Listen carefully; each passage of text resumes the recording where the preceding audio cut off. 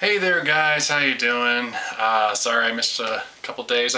I had a pretty rough weekend. Yeah, just pain. I had a real bad flare. It was like it came on me gradually on Saturday, and Sunday morning was pretty rough. Like I was dressed, ready to go, ready to head out for church, and like I crashed right before we left. It's like this close. It's probably been about 3 weeks since I've been able to get to church now, just because of having these flares over the weekends. It's like I push through the week, and by the time I hit the weekend, finish with Pokemon, and then I'm just done for the next couple days.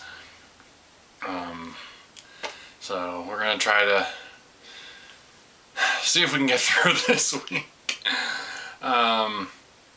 So yeah, no vlogging, but what I wanted to vlog about today was more just something that it wasn't just rough physically this past weekend, it was also kind of rough mentally, just because it's hard with this pain and feeling like I can't do anything. Having all these plans and goals that I want to accomplish, even something as simple as just getting the chores done around the house, like washing the dishes and making sure the kids are fed.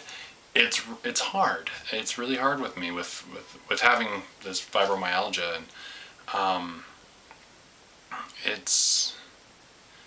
and it can be hard to not get discouraged by it, and feeling like every time I feel good enough to get up and do something, I feel like just my body just like grabs me and just throws me back.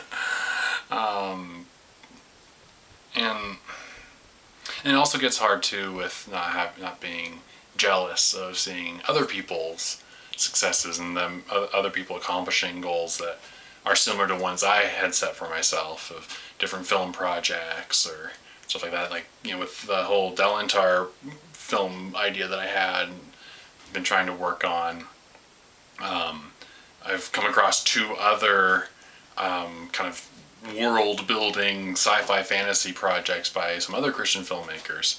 And it's kind of funny that there's these two other projects that have kind of been going at the same time, that I've been trying to do Delantar, but they've actually been able to get things going. One has a trailer for their first movie in the series, another's been doing an ongoing web series.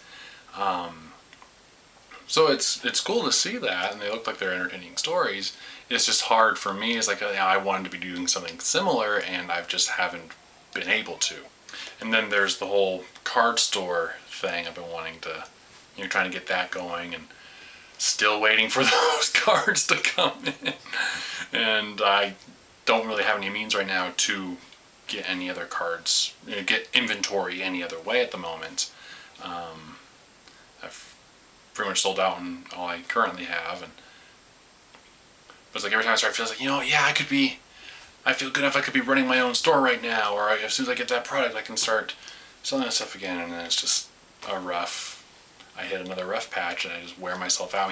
I wear myself out doing Pokemon League, which is nothing. It's sitting around playing games, but I have a lot of up and down. I'm marking the leaderboard. I'm helping players with their games. I'm maybe trying to get some of my own games in. I'm talking with the store owner about stuff, and yeah, we're having fun, and I'm enjoying the time, but it's taking its toll pretty rapidly, even just as a 3-hour period, and I can feel my strength draining throughout that time. But one thing when I was cleaning up the office, like I was sharing in my last vlog, came across this paper that my dad had given me a while ago. It was a handout at their church that their pastor had given out. It kind of went along with the sermon that week. And it's been kind of encouraging for me. It helps. It's been a good reminder. I wanted to go ahead and read it and share it with you. It's author is unknown. It's called The High Calling.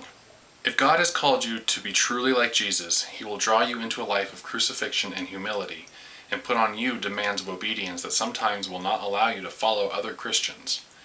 In many ways, He will seem to let other good people do things He will not let you do. Other Christians and even ministers who seem very religious and useful may push themselves, pull strings, and work schemes to carry out their plans, but you cannot do these things. If you attempt them, you will meet with such failure and rebuke from the Lord as to make you sorely penitent. Others can brag about themselves, about their work, about their success, about their writings, but the Holy Spirit will not allow you to do any such thing. Oops, there's the heater.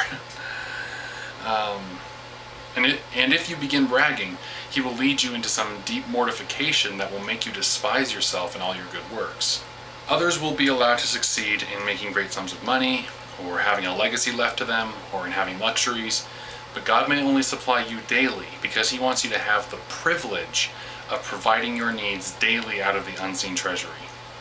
The Lord may let others be honored and keep you hidden away in obscurity, because he wants to produce some choice fragrant fruit for his coming glory, which can only be produced in the shade. God will let others be great, but keep you small. He will let others do a work for him and get the credit for it, but he will make you work and toil without knowing how much you are doing. And then, to make your work still more precious, he will let others get the credit for the work which you have done, and this will make your reward 10 times greater when Jesus comes. The Holy Spirit will put a strict watch on you with jealous love and rebuke you for little words and feelings or for wasted time, which other Christians never seem distressed over. So make up your mind that God is an infinite sovereign who has a right to do as he pleases with his own, and needs not explain to you 1,000 things which may puzzle your reason in his dealings with you.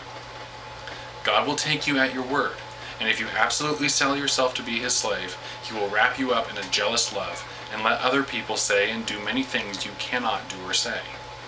Settle it forever that you are to deal directly with the Holy Spirit, and that he is to have the privilege of tying your tongue, or chaining your hand, or closing your eyes in ways that others are not disciplined. Now, when you are so possessed with the living God that you are in your secret heart pleased and delighted over this peculiar, personal, private, jealous guardianship and management of the Holy Spirit over your life, you will have found the vestibule of heaven. So yeah, a lot of that's kind of applied to me. It's really, it's almost been like it was going through this, it's like a checklist of where I've been emotionally lately. So, I don't know, I just wanted to share that. It's encouraging for me, and I hope maybe it's encouraging to someone else. So yeah, that's my vlog for today. We'll see you guys tomorrow, hopefully, Lord willing.